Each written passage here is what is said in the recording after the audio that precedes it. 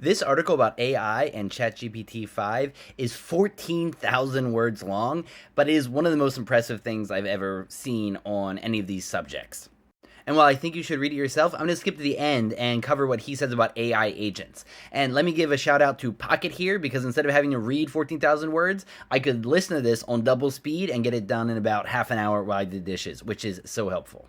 The author's contention is that the current version of GPT has been caught up to by the other big AI models out there, but that they're about a year and a half away from GPT-5, and it's going to be a huge leap in what is coming because they're just so good at the architecture of how they do these things, and they really have the know-how.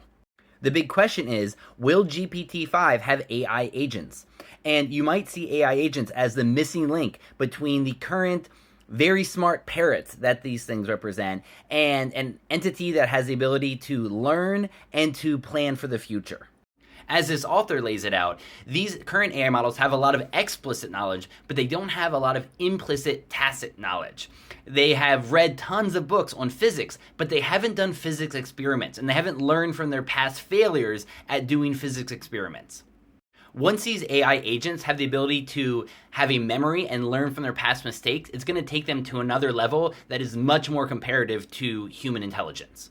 What they would really need for this is some kind of internal simulator so that they could read a book about a bicycle and use that as a pathway to actually learning how to ride a bicycle. And at this point, that's not what they're doing. So the question is, can the current training methods lead to that kind of implicit knowledge, or does there have to be another kind of breakthrough in the architecture of what's happening here?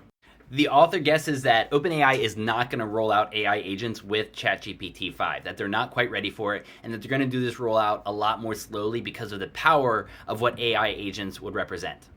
As someone who's read a lot of sci-fi, this does get me very excited, though, that this is going to be coming out in the next 5 years or so, because I've read enough books where a human like me has an AI that's working with it that understands what I've been doing over this last 5 years and has a memory of it. I can upload all of the can of science that I've analyzed over the years, all of my writing, and this program will work with me and all the knowledge I've collected, and together we'll write better books, make better explainers of what I'm doing, because it's working with the knowledge that I have at my fingertips, but I don't have a perfect memory of. And that these AI agents will help humans to be better at what they're already doing.